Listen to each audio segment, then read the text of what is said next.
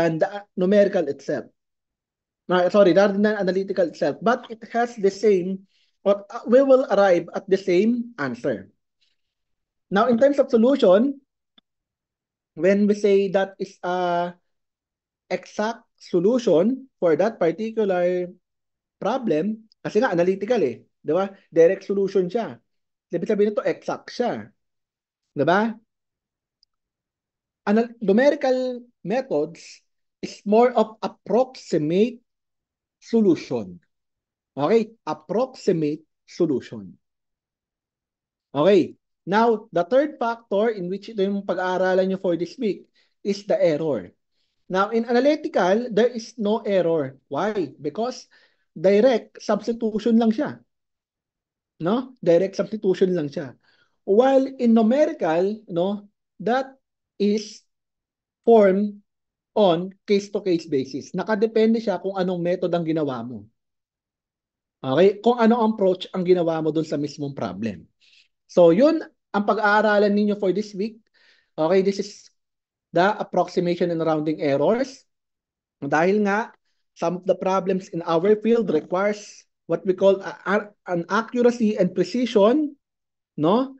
Okay, for example na lang, 'di ba? Yung pagse-select ng size ng kable. Eh saan nakadepende ang pagse-size ng kable? Saan siya nakadepende? PEC, 'di ba? PEC. Eh anong wisdom? Bakit tayo nagsa-size ng kable? Okay, mas malaki bang okay, 100 ampere. Okay, I'm sure ito ay pag-aaralan niyo pa lang. Pero let me ask you this. Is 100 ampere, no, size in a 2 millimeter squared THHN cable? Sa ganong kalait na kable, makakadaan ba ang isang 100 ampere na current? Yes or no? Ah, yes or no? Ano sa tingin nyo?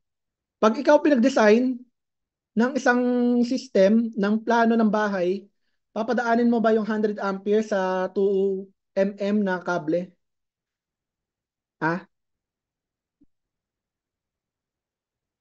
yes or ah, yes or no? Anyone from the class? Wala? Anyone? Papadaanin mo ba doon? No po, sir. Bakit? Bakit? I Ano, think po, sir, masyadong maliit po yung 2 millimeters po para sa 100 amperes. paano mo nasabi? Ay, yung, ano po, yung cross-sectional area po nung, ano, nung wire, di po safe po yung, ano, yung ganun po. Okay, if the cross-sectional area is our concern, saan mo nga siya na-derive? Ah, saan mo siya na-derive? Anong wisdom behind that? Kasi pinag-uusapan natin error eh, no? Kasi I want to make sure that your foundation is good. Bakit? Ano bang wisdom? Bakit mas malaki ang kable na mas malaking current or amperahe? Bakit kaya? Ah, ano sa tingin nyo ang sagot? Bakit may wisdom regarding that? Hmm. Paano ka nakapag-come up ang NEC or National Electrical Code ng Amerika at ang PEC ng Pilipinas sa ampacity ng mga kable? Paano? Okay, ganito. Sa Ohm's Law. Sa Ohm's Law. Ano ang relationship ng current sa resistance? Ah, ah. Sir, pag mas malaki po yung wire is mas onti yung resistance na kailangan. So, mas malaking flow yung makakadaloy dun sa wire. Therefore, anong kinalaman niya, Marl, doon sa laki ng kable? Yung sa flow po, sir. Hindi, size ng kable.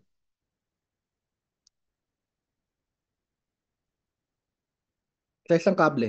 Anong kinalaman niya? Kung gano'n. So, directly proportional po ba si size kay thickness?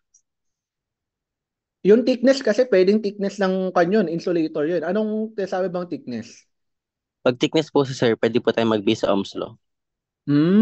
Okay, thickness. Pwede. Okay? So therefore, sabi ninyo na mas mataba ang kable, mas mababa ang resistance. Tama ba? Resistance po. Opo, sir. Okay, so therefore, mas mataas ang current nun. Yes, sir. Therefore, mapapansin nyo dun sa field natin na yon, dun sa example pa lang na yon, na kailangan natin magkaroon ng error kasi nga, ang pwede maging error yon ay hindi mo alam kung ano yung concept. Error na yon. Kasi, paano? Saan nga ba na-derive to? Diba? Therefore, humanly speaking, kung hindi mo alam ang derivation ng Ohm's law, hindi mo alam paano magde-derive ng size ng kable. Tama? Kasi sa PEC, nandiyan na yan. Oh, ito yung size ng current. Ito yung current. Ito yung size ng breaker. Ito yung size ng kable. Pero kung ikaw ay isang EE, kaya nga pinag-aaralan natin to, alam mo ang principle behind doon. Tama? Tama ba? Alam mo kung bakit mo ginagawa ang isang bagay. In other words. Okay? Same thing as error analysis. Yun pa lang, may human tao pa lang, pag hindi mo na alam yun, hindi mo na alam paano siya i-approach. Diba? Or, in, pwede naman, no, sa ibang factor, it can be either a matter of winning a bid and losing the bid. Okay. Like for example, naalala ko, when I was in the field, ang sinabihan ako ng aking PM or aking project manager, kung mo nga to, estimate mo yan kasi kailangan natin ng bidding, magbibid tayo ng isang project. Tapos ang budget ay ganito, let's say for example 50M. Kaya nga, pagkasyahin mo yung pera natin dito. Di ba? Paano pag ang difference, nagpabid na yung owner, ang difference between me, my company, and the other contractor is just simply 10 centavos. Sino mananalo? Kung for example, ang bid ko ay 50 million point 1. Ang sa kabila, 50 million sarado. Sino mananalo? Sa bidding. Yung mas mura, yung mas mahal. Ah, sa bidding. Sino Mas mahal, sir. Mas mahal, mananalo? Sa bidding po ba, sir? Oo, bidding. Okay? Just for the information of everyone, pag nagpapabid, ang pinipili yung mas mura. Ikaw ba bibili? Same quantity, same quality, no? Binibigay sa dalawang contractor pag in-evaluate mo. Pareho lang naman sila pero mas mura yung isa. Sino kukunin mo? Yung mas mura, di ba?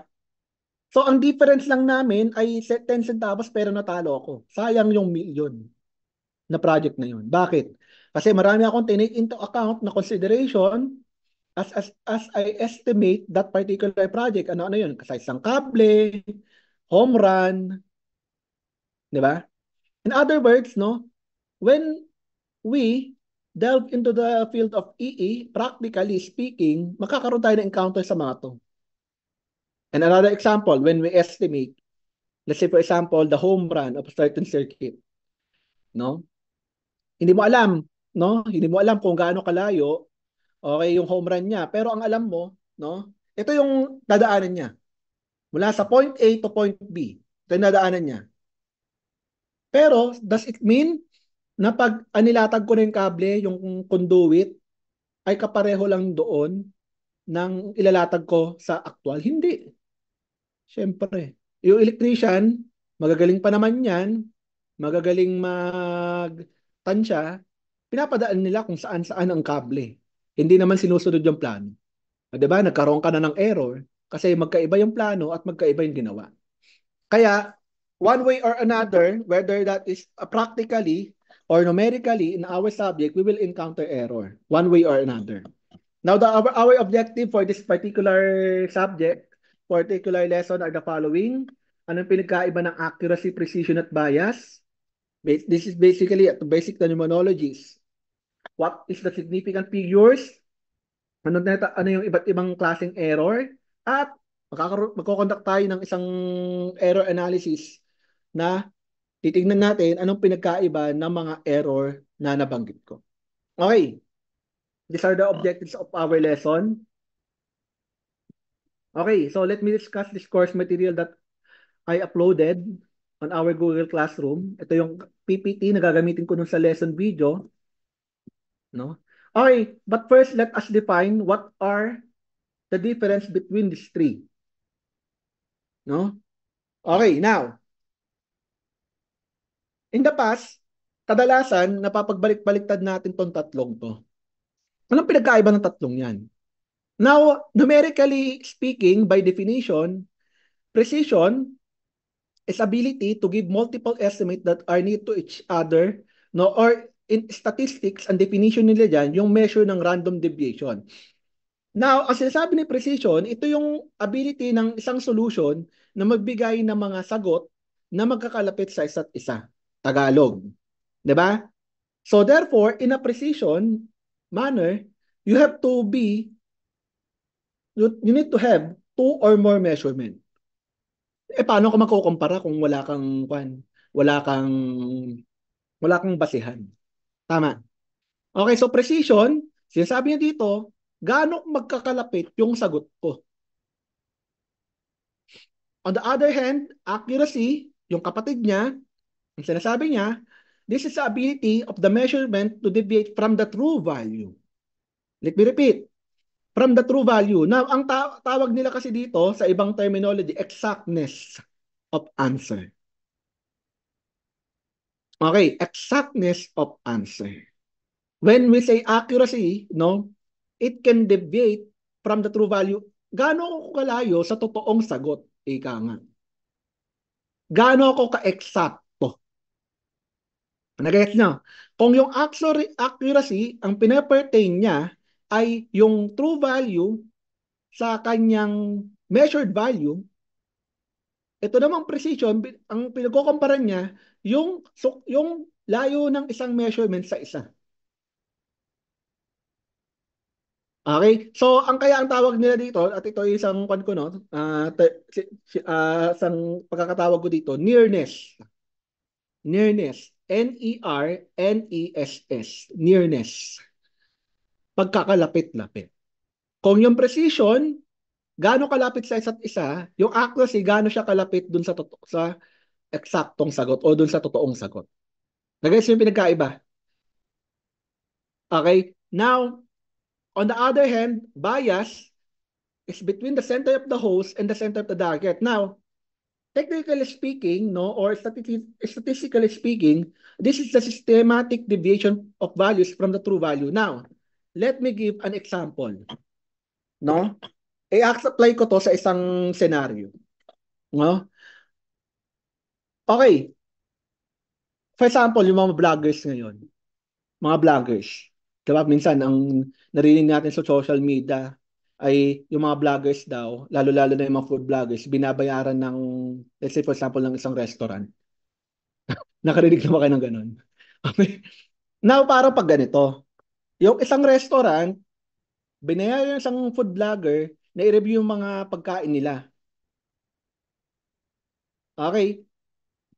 Sa tingin nyo ba yung food vlogger ay sasabihin hindi masarap yung pagkain kahit hindi masarap? Yes or no? Yes or no? Ah, Hindi no. po. Bakit? Bakit no? Ah, ba't yung food vlogger na Kasi po, binayaran? Sige. Sige. kasi po sir, binayaran po siya ng may-ari. So parang obliged po yung vlogger na magbigay ng positive review po. Kasi Ah, binayaran po siya. okay. How about baguhin natin scenario? Paano pag may isang independent na food vlogger, kumain doon sa resto na yon, sinabing hindi masarap? Kanino kayo maniniwala? Yun sa independent, sir. Bakit? Bakit? Kasi sir, hindi bayad, hindi siya biased. Hindi siya bias. Pag sinabing bias kasi, no, sa atin, ay ito yung relationship ng kung gaano kalapit yung minimeasure ko doon sa mismong kino-compare ko. Tama ba? For example na lang, yung food vlogger, gaano siya kalapit doon sa restaurant na yon? Eh syempre malapit na malapit siya. Eh bakit? Kasi nga binayaran siya eh. 'Di ba? Bias ako. So ang pagka-bias ko, nanggagaling siya kung gaano kalapit yung mineasure ko doon sa mismong mineasure ko doon sa mismong pinagkukumperan ko. Yung precision kasi, pwede siyang maraming measurement. Pwedeng 2, 3, 4, marami. Pero ito, isa lang. Kung saan ko lang siya i-compare. Not exactly na yan yung eksaktong sagot. Pero yan siya, doon siya kinukumpara. Gano'n ako kalapit doon? Siyempre, kung may bias ako, sinasabi ko, mas malapit ako doon. Pero kung hindi ako bias, mas malayo ako. Nagagas yung pinagkaiba ng bias. Okay, ito naman. Okay? Dahil sa ating filosofiya, meron tayong tinatawag na subjective at objective truth. Naniniwala ba kayo sa philosophy? Okay, para pag ganito, sasabihin ko. Ang araw ay blue. Maniniwala ba kayo sa akin? No. Hindi, bakit? Ah, bakit? Kasi sir, nakikita ko siya as orange yellow eh. Paano pag ang feeling ko blue ang araw? Maniniwala ba kayo sa akin? Feeling ko blue ang araw. Hindi po. Ayun yung Oh, subjective truth niya, sir, eh. oo, subjective kasi yun ang pakiramdam ko eh. 'Di ba? 'Di ba? So, so feeling ko lang yun. Pero does it mean na yun ang katotohanan? Ah, Hindi sir. hindi. Bakit? Bakit? Kasi nga, sabi nyo nga, hindi siya nakabase saan? Sa facts. Bakit ano ba ang facts? Ang araw ay isang star. Mainit. Ang hindi magkakaroon ng mainit na kulay, blue. Di ba? Ang araw star, tama ba? Okay? So therefore, possibly ba magkaroon ng mainit tapos kulay blue? Although yan ay yung for example, LPG na lang, no? Pero hindi naman necessary blue yun eh. Orange pa rin yun eh. 'Di ba? So, mapapansin nyo, yung facts, hindi nakabase yung katotohanan doon sa feeling ko. Ay, feeling ko lang yun. Hindi yun nakabase doon. Nakabase siya saan? Sa objective truth na ang araw ay orange or yellow dahil nga mainit siya. At nandun siya sa sentro ng solar system. At nagbibigay siya ng init sa lahat ng planeta. 'Di ba? Yun ang scientific truth. Okay? So therefore, makikita niyo dito when relate to bias, dahil nga ang feeling ng isang tao ay hindi talaga mag-iiba-iba base sa alam niya. Maybe yung ako, siguro kung yung example ako, hindi siguro ako nakapag-aral ng elementary kung ganun, kung ang alam ko ay araw. Maybe yung pagkakaperceive ko nun sa araw, blue talaga. Hindi ko alam kung ano ang pinagkaiba-iba ng mga kulay. Di ba? Okay. So makikita nyo, no, yung bias nandiyan. Kasi kinukumpara ko yung karunungan ko doon sa karunungan ng mga nauna sa akin. Di ba? Okay, may bias ako. Kaya nga siya, ang tawag dito, systematic deviation of values from the true values. Okay. So that is the definition of bias. So magkakaroon ako dito ng example, lalo-lalo na dito sa target na to, no? Titingnan niyo paano magkakapareho o magkakaroon ng distinction between these two, the accuracy and the precision. Now, ang sinasabi lang dito, no, pwede ako maging accurate pero hindi ako precise. Pwede ako maging precise pero hindi ako accurate. Okay? Pwede akong accurate pero hindi ako precise. Pwede akong precise pero hindi ako accurate. Okay, that's the reality. When we use approximate solutions for our problems. Okay, dito ko rin i-discuss yung iba't ibang error. The first one is the non-numerical, the second one is numerical. Non-numerical, basically it stems from the human error. For example, no? Blunders, mistake, nagkamali ako, hindi ko nasukat yung isang kable. Does it mean na mali yung computation ko? Hindi. Nagkamali lang ako, siguro naduling ako. Ang tawag doon, non-numerical. Okay, nag-stem to doon sa human error.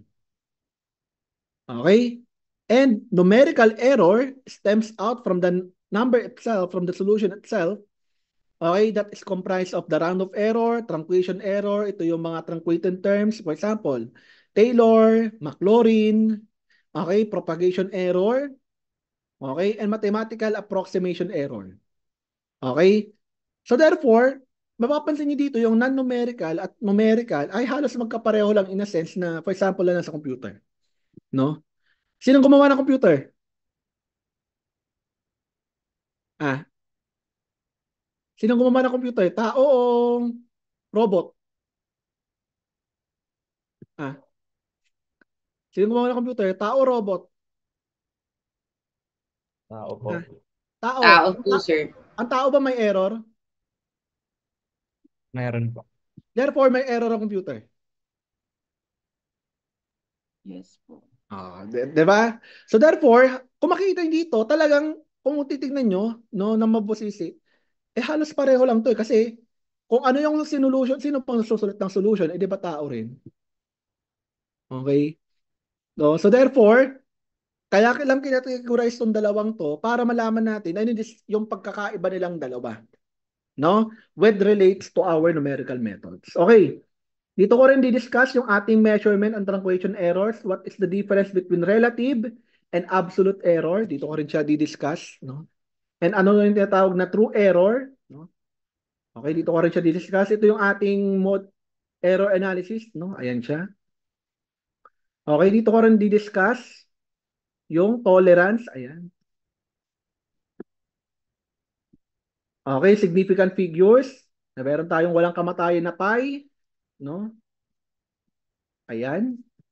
Siyempre, alam ko naman, ito ay familiar na sa inyo, no, yung significant figures. Pero since pinag-uusapan natin ang error, pag-usapan na rin natin ano ba ang significant figures. Okay? Ito naman yung conversion, lalo-lalo na sa ating computer system, no? Yung pagko-convert, for example, ng decimal to base Q. For example, dito, binary. Decimal to binary. Okay? Decimal to hexa. No? Okay, yung pagko-convert pa lang na ganun, meron na siyang error, no? Ayan. Okay, dito ko di-discuss yung state ni IEEE. Ano ba yung definition ni IEEE na simple precision at double precision? Ayan. Okay, so yun ang pag-aaralan nyo for this week. So as a prerequisite, so our discussion for numerical methods, will be the lesson 1. Ito yung aking lesson materials. This will be the lesson videos. Okay? Naglagay ako dito ng isang supplementary video from YouTube at ito yung aking mismong lesson video. Panoorin nyo na lang. Okay? Kung ano yung discuss ko dun sa PPT, yan naman yung nandyan. No? And related reading, kung gusto nyo makahanap ng ibang reference, pwede kayong pumunta kay chapter 4, round off and truncation error ni Shapra. Okay, for next week, no? After you finish the lesson 1, ipopost ko yung ating lesson 2, no? On siguro by early next week para at least mapa-aralan nyo in advance kung ano pag-uusapan natin next week. Next week, pupunta na tayo sa roots and optimization. Okay, so far ba may tanong, guys? May tanong so far? Wala naman po. Wala po, sir. Wala po, Okay, sir. may mga may mga tanong?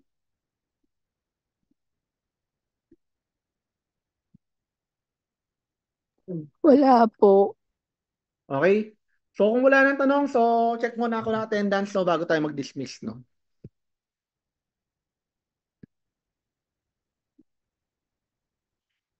Jordan, nandito? Present po, sir. RJ? Present po, sir. Ascent, tama ba? Ascent? Ascent? Ascent? Abigail? Present po. Ryan? Present po. Prince? Present po, sir. Mary? Justin? Mary Justin? Present po, sir. Erickson? Present po. Erickson? Present po. Present po, sir. Rowald? Rowald? Present po, sir. Marl? Present po, sir. Alive and awake. Giosus? Tama ba? Giosus? Yes, sir. Ah? Present po. Okay. Prexy? Prezi pala, sorry. Prexy. Prezi? Present po, sir. Maika? Maika? Ay, ka? Mika? Wala ba to?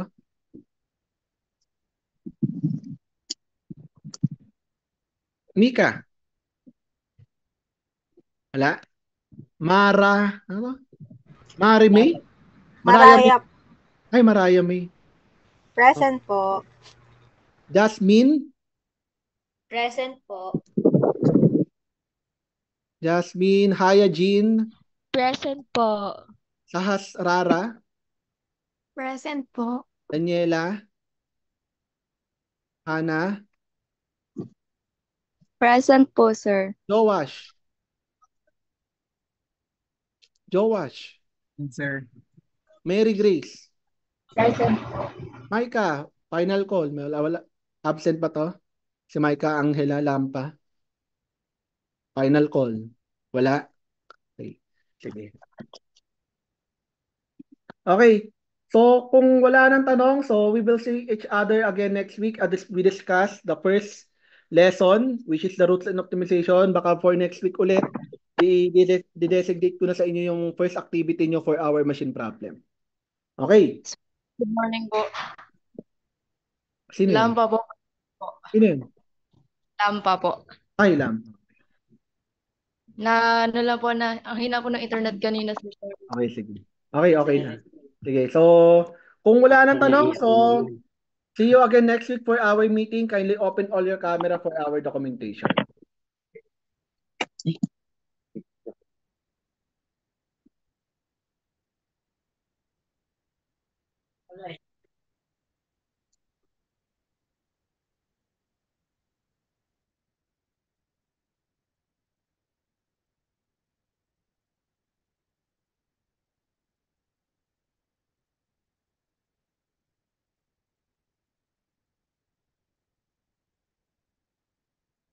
Wala nang habol. Picture tayo saglit. Tingin sa camera, guys. 1, 2, 3. Okay, so thank you again, guys, for attending our lesson for this week. Ingat kayo lahat. See you again next Thank you week. po, sir. Okay, next week, face-to-face tayo, face-to-face tayo next Apo, week. sir, Ingat apo. kayo lahat. Ingat kayo lahat. Thank you po. Sir, same time po next week, sir. Ah? Same time po ba? Oh, same time. Okay po, sir. Thank you po. Ingat kayo lahat. Thank you.